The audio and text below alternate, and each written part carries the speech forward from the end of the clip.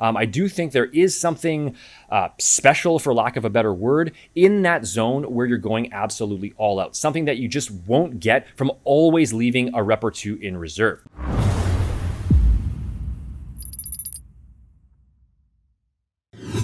What's up, guys? Sean Nalawani, RealScienceAthletics.com. And in this video today, we're talking about the truth when it comes to training to failure. Now, this is something that I would say the vast majority of average lifters in the gym don't genuinely understand, and it definitely holds their gains back as a result. So keep on watching, because this is a key principle to understand. And I'll also show you some examples throughout this video of what training to failure actually looks like from my own personal workouts. So let's jump into it. What is the truth about training to muscular failure?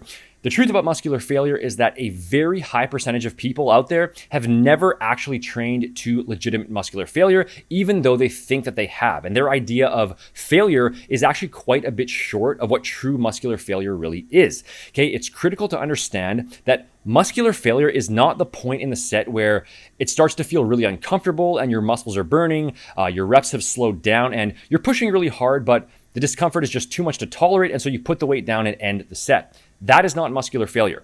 Muscular failure means that regardless of how physically and how mentally difficult the set feels, no matter how badly you want to quit, okay, as long as your form and your technique is still solid, you continue to exert yourself, and not just exert yourself, but exert yourself with 100% maximum effort, with every ounce of strength that you can generate. You don't pretend to give 100%, okay? You don't give 90% and then mentally convince yourself into thinking that it's 100% so that you can stop. Failure means that the physical and mental discomfort is completely irrelevant, and you continue to push forward with full force. And despite that, despite your absolute greatest efforts, even if there was $1 million in cash right there in front of you, and the deal is that if you just perform one more rep, you get the money, you still would not be able to do that extra rep in proper form. That is what muscular failure actually means.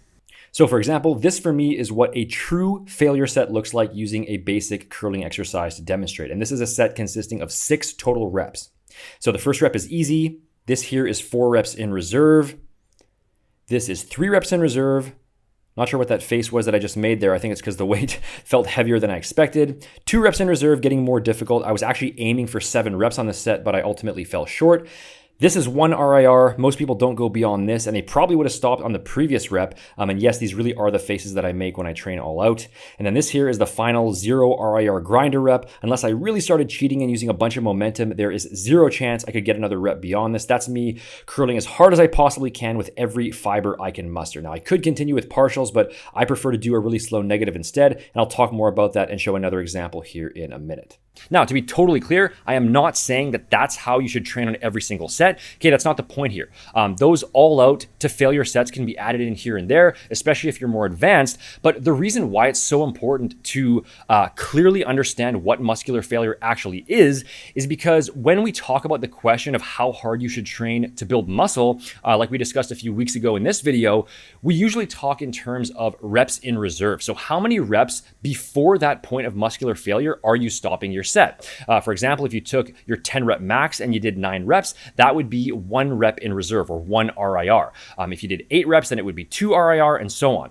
But if you don't understand what true muscular failure is, or what it really feels like, if you've never actually pushed yourself to that limit, and like a lot of lifters out there, your idea of failure is actually 2 reps in reserve. So you think you went to failure, but you still actually had 2 more reps left in the tank if you truly went all out. Then in that case, you are not going to end up training hard enough to stimulate maximum gains. And this is a very, very common thing, and I've talked about it many times, which is that most lifters on average don't train with enough overall effort across their entire training program as a whole in order to get optimal results. And I really think that when it all comes down to it, effort is the primary factor that separates those who get decent gains from those who get outstanding gains over the long term. It's found in that little sort of make or break zone as you start getting within a few reps of muscular failure. The people who really get the higher level results are the ones who consistently push that envelope just a bit further and really challenge themselves right up near or all the way to their true maximum capacity. Now, regular subscribers here have heard this recommendation many times before, but I think as a general overarching guideline, the bulk of your sets should probably land somewhere around 1 to 2 reps in reserve. So gun to your head, you could only squeeze out a maximum of 1 to 2 more reps in proper form. That's probably where you should be stopping the bulk of your sets. Some sets might fall to 3 RIR, especially higher rep sets where it can be harder to gauge exactly where you are. Some will be all the way to 0 RIR like I just described, but about 1 to 2 RIR is a good sweet spot to center your training around. And then as you become more advanced and as you gain more and more muscle, generally speaking, I think your overall effort level is going to need to steadily increase, and you're going to need to spend more time in that sort of 1 RIR to 0 RIR zone, and even going beyond that sometimes with certain advanced techniques here and there. But in any case, if your idea of failure is actually 2 RIR, then 1 to 2 RIR for you is more like 3 to 4 RIR, which will stimulate some growth, but it's not going to be anywhere near ideal if that's how most of your sets are being done. You know, to be completely honest, I barely even feel like I'm working out if there's 4 reps in reserve. I feel like I might as well have just stayed home on the couch. And even if there's 3 reps in reserve on most exercises, maybe aside from, let's say, higher rep, really big compound lifts, even 3 reps in reserve is a pretty damn easy way to train. And I get that none of this is going to be perfect. You know, you can't always calculate exactly how many reps short of failure you are, especially if you're a novice. As you become more experienced, it's going to get easier and easier to do that. But you get the general idea of what I'm saying here. Okay, this doesn't have to be perfect. It's just an overall recommendation to help guide you in the right direction. But the bottom line is that if you don't understand what muscular failure truly is, then you also don't know what 1 or 2 RIR truly is either, and you're probably going to end up stopping short of what is actually optimal for building muscle. Or you might end up doing another very common thing, which is training sufficiently hard on certain exercises for certain muscle groups, but then not on others. So maybe your chest flies and your tricep extensions and your lateral raises, those are all being done with a high enough level of effort since they're easier movements, but then your pull-ups and your squats and your overhead presses and your rows, those are not. And so you're maximizing the gains on those easier exercises, but then you're missing out on the more challenging ones that really train the biggest muscle groups on your body and that are going to have the largest overall impact. And by the way, if you want to get a complete training program from me that you can use to actually apply the concepts that we're talking about here, then after this video is done, just visit seannell.com/custom and fill out the form there. It's 100% free, and that will help to guide you in the right direction. This is not just a fully structured training program, but it also includes a nutrition plan as well. The link for that is up here and down in the description box below. Now, a lot of people seem to kind of demonize this idea of training to failure nowadays, like it's this big scary boogeyman, and if you go to failure, then your central nervous system is going to completely shut down, your joints will break in half, and your nuts will spontaneously combust. But this is really just nonsense, okay? If your training volume is properly adjusted to compensate, then high intensity to failure programs can still work really well. And I personally went that way, training for years on end in that style in my younger lifting days, and I made great gains that way, and I had no issues with recovery. It's not what I recommend to people now as a default approach, but it is still a viable way of training if done correctly. But at the end of the day, okay, regardless of your stance on training to failure, you're still gonna have to train to failure sometimes.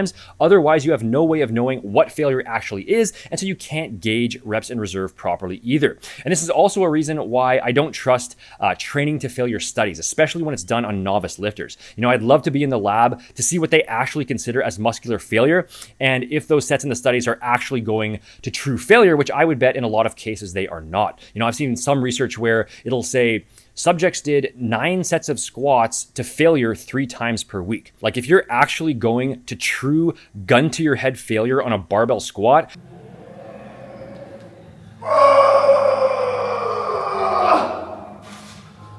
then after 1 or 2 sets, you should basically feel trashed. Maybe 3 if you have really high tolerance, but it's not gonna be much more than a few sets before your performance completely plummets and you're on the verge of throwing up, or where you actually are on the ground throwing up, which happened to me quite a few times when I used to do my leg workouts with all of the sets to failure. And you're definitely gonna need more than 24 to 48 hours to recover from that. You're not gonna be doing that 3 days per week.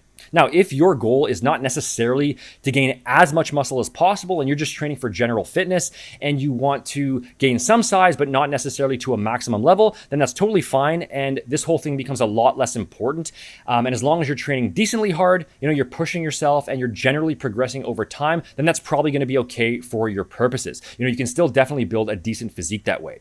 But if you are looking to achieve very significant results, okay, if you're trying to take your physique up to that truly impressive level, then you need need to gain a true understanding of what muscular failure actually is, you've got to spend some time truly pushing yourself to the limit so that you can then properly gauge what 1 rep in reserve and 2 reps in reserve and so on actually means.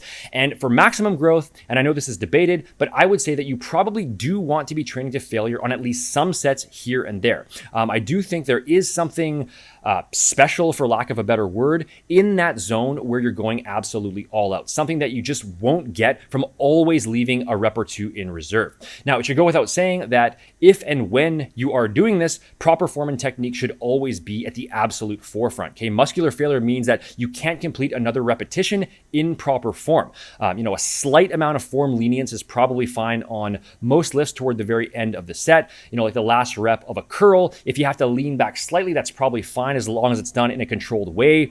Same thing on a lateral raise. On a row, if you just have to hitch slightly to get that last rep or 2, that's not necessarily a bad thing. You don't need to move like a perfect robot. And actually, if you do try to move too strictly, it's probably going to limit muscular overload overall. So some slight form deviation or a small bit of momentum is usually fine on those all-out sets toward the very end. Just be especially careful on the biggest lifts like squats and deadlifts. For those, I'd say once your form noticeably slips, then that's where it's time to end the set.